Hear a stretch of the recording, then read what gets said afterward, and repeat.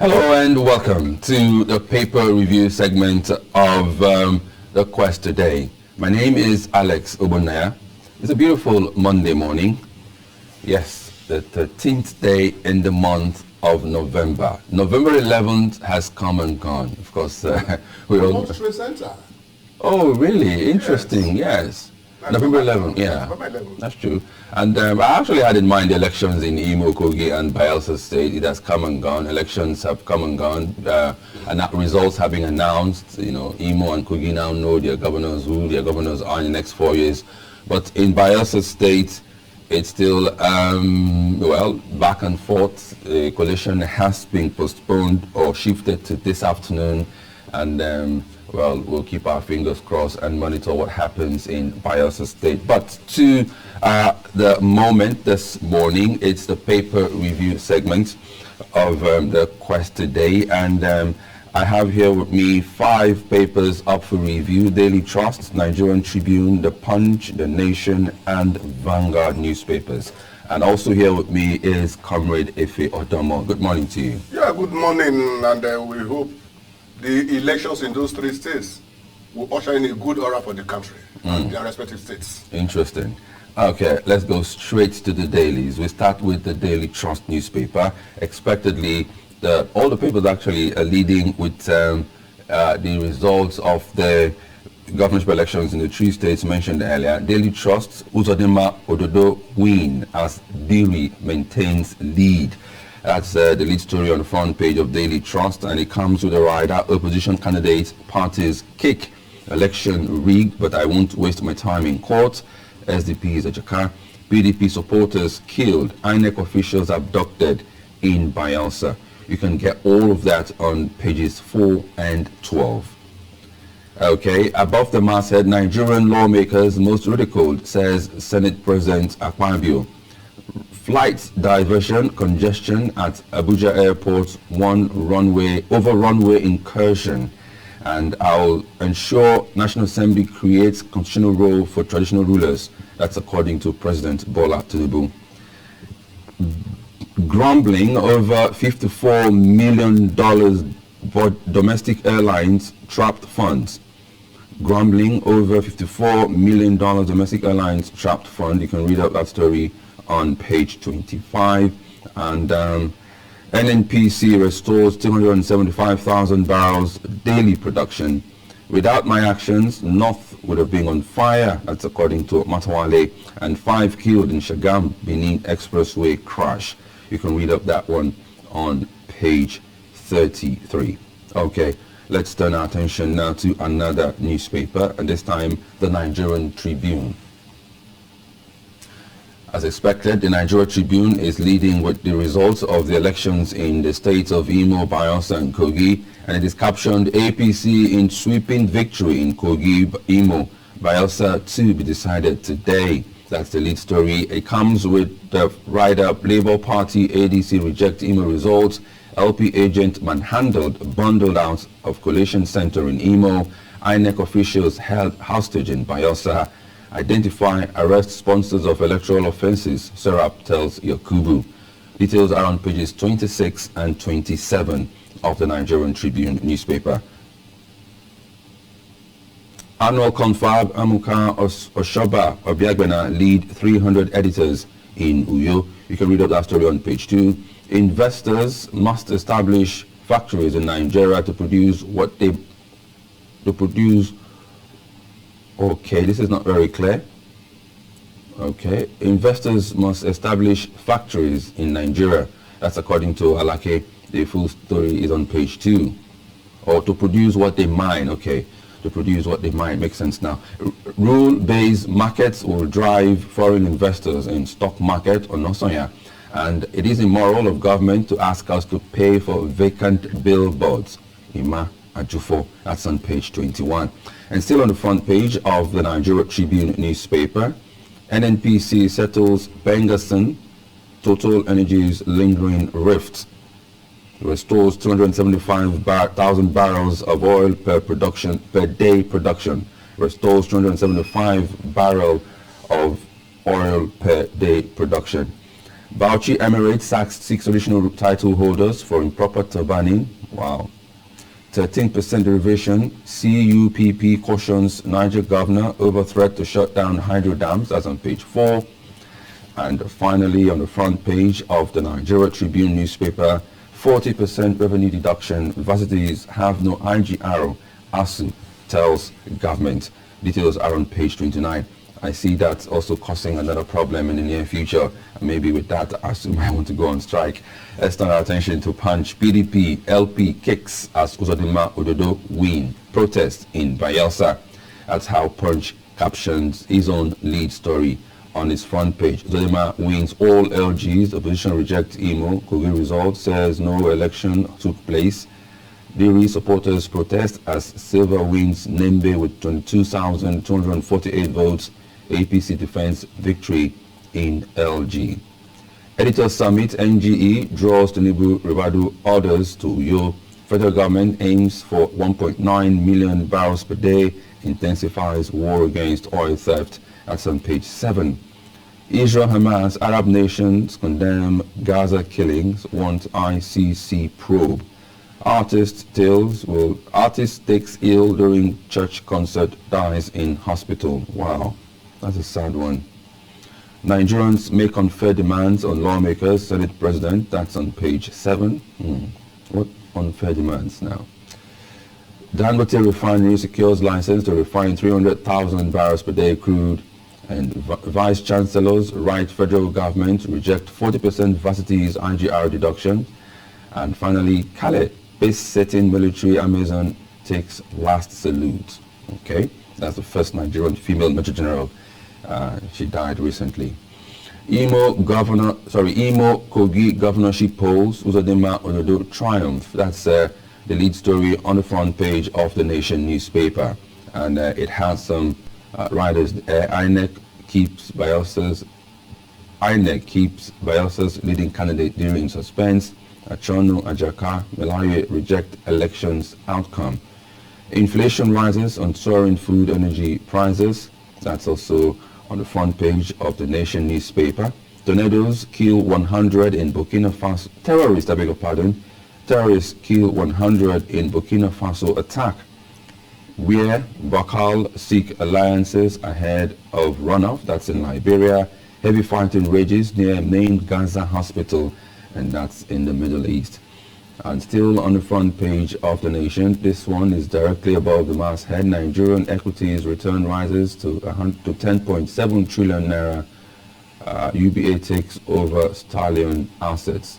That's more of a business-related story. Naira to rebound with $34.8 billion diaspora remittances, and customs raises exchange rates for importers. You can find that story on page 5, I should say. Okay, I think we'll go straight to the last paper for review this morning, Vanguard, and like other papers, they also lead with the election results. Uzodinma Ododo win in Imo, Kogi, Bayelsa ready today. You can read out that story on page 14, and it's still on the front page. Wanted killer of Rivers DPO, 2 Baba's men, storm community, kill 5. That's on page 6. The man is still causing trouble. Okay. Edo to become first world economy. That's according to Obaseki. Annual confab Amuka Oshoba Obiagbena lead 300 editors to Uyo. That's on page 8. Insecurity now business Matawale. And alleged admission racketeering. We're ready for Senate probe jam. That's on page 4.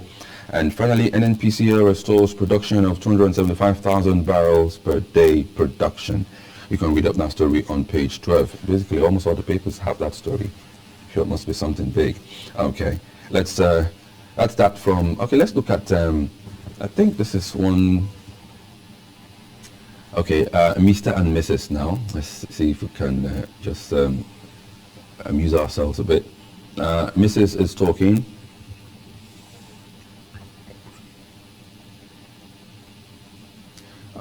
I think, I'm sorry dear, please, that's Mr. talking. I'm sorry dear, please come over and tell me a touching story too. Will you shut up and let me talk. You touch another woman's body because she told you a touching story. Since when have you touched me last? Maybe when he wants to touch her, the woman will be in a state of grace and casting and binding. Okay, so I think she talked first, and then the response is, "I'm sorry, dear. Please come over and tell me a touching story too." Okay, so of course that's that from the papers. It's over to you now, comrade. A lot of headlines on the front pages. Leading is the election in Kogi, Imo, and Bayelsa State. We now know who will govern Imo and Kogi in the next 4 years. But are you satisfied with the way the elections went? Before these elections, so much went into it. INEC promising heaven and earth. The police, the military promising heaven and earth. But what we're hearing, what we're seeing, a far cry, far cry, if there's anything like that. You see, Alex, first of all, good morning to our viewers over there, because today I don't think we are on radio this morning. No, we're not. Yeah. You couldn't have been able to separate Nigeria's voting system from all these hiccups. Anybody that is able to organize a perfect, free and fair election in Nigeria is capable of selling contraceptives to a reverend father. And when these elections were coming up, upon all the promises and co, if INEC was even prepared to do the best they could, and the electorate prepared to toe the lines of the expectations of the least Nigerians, so some people were killed, ballot boxes were snatched, some were destroyed, and it was a hell lot of devilish activities in most of the polling units. But one thing we should imbibe as citizens of a country that we have a common interest at heart is to make sure that we don't kill ourselves for elections. Like that man that was shot dead now, his own is ended. Even the person he was fighting for possibly may not even have won the election. And even if he won, is there any possibility that they will remember him? Even if they do, are they going to take up the responsibilities of the family that he left behind? Probably he was married with children. Is the government going to take responsibility of the children and the family? For how long if they do? The best they can say, okay, we'll sponsor all of the children. What happens to the rest? So we should imbibe the spirit of sportsmanship in our elections. Not killing. Anybody that did not win today can win tomorrow. That is why the white man will tell you that failure is a success in progress. So those that failed now, they should go back to the drawing table plan for success tomorrow. You do not need to kill yourself. It is who died or who has died that his journey has ended. But he that is alive, the journey will continue. One day, Providence will smile on that person. I will say INEC tried all they could, but still, there were still hiccups everywhere, and nobody can be perfect apart from our Creator. No, but then, INEC tried all they could, but they made these promises. You know, first of all, in some places, voting did not start on time, and in some places, even the military, the police were accused of helping to. We saw a video of a police officer who was arrested somewhere in. But that was not the problem of INEC. No, of course, yes, but you know, in some places, INEC colluded. The allegations that we heard, INEC colluded with security agencies to. Look, Alex, there is this thing they call internal control. You may have put a proper internal control in place, but the operators of that system may collude with themselves and subvert the system.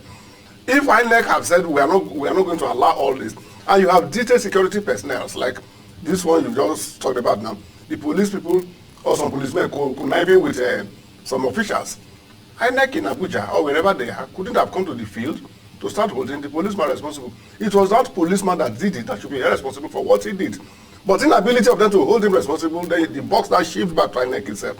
By the time you did not punish anybody for this type of grievous offenses, because an armed robber can seize you and can hold you to ransom. It's an individual issue.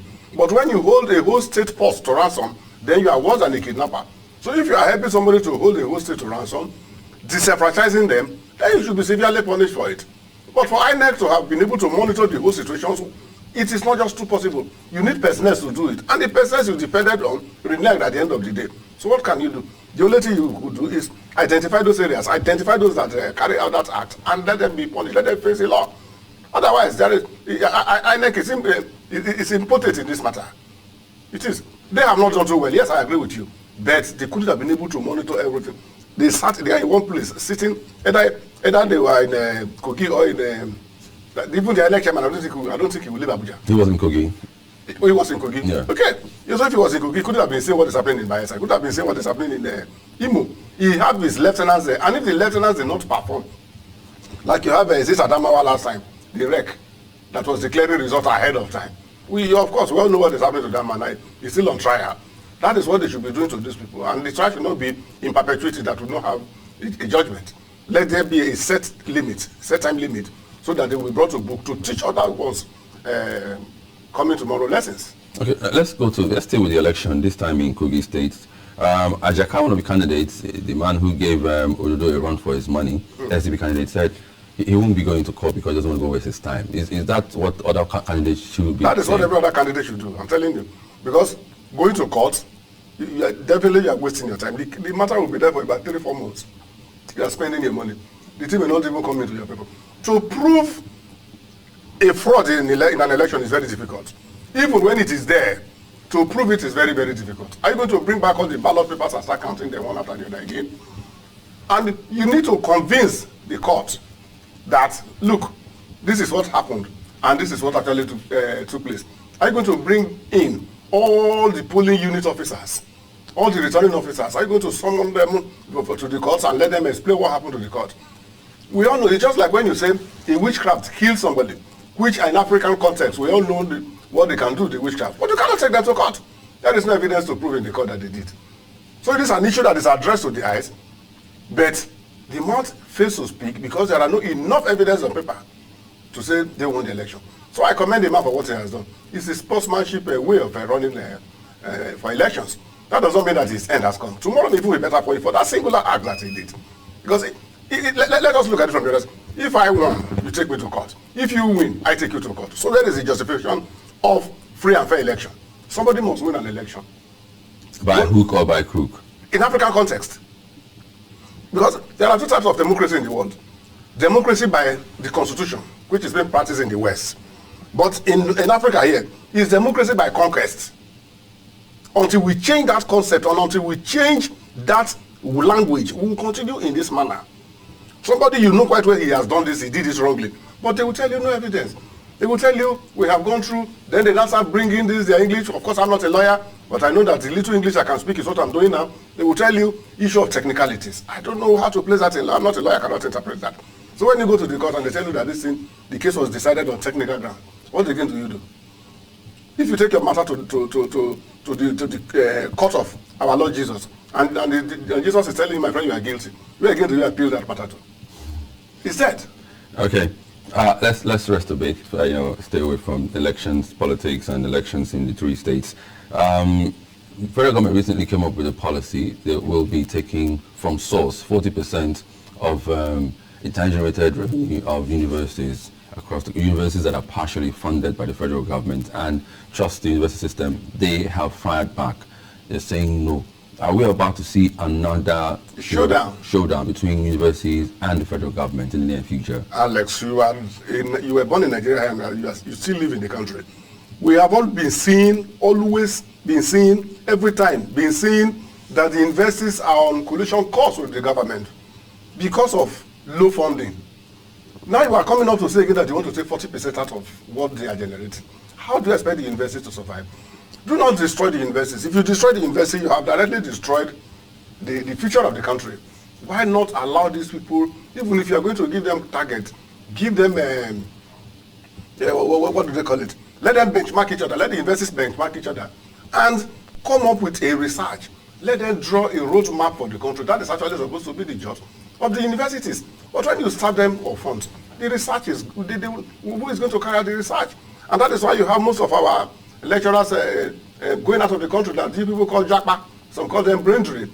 Allow these people to function. You don't have enough money to run them. And they've always been complaining that they don't have enough money to do it. So why take the little one they have from them again? If you cannot contribute to the profitability of an organization, do not contribute to the high cost of running it. Because by implication, once they start doing that, they're currently increasing school fees.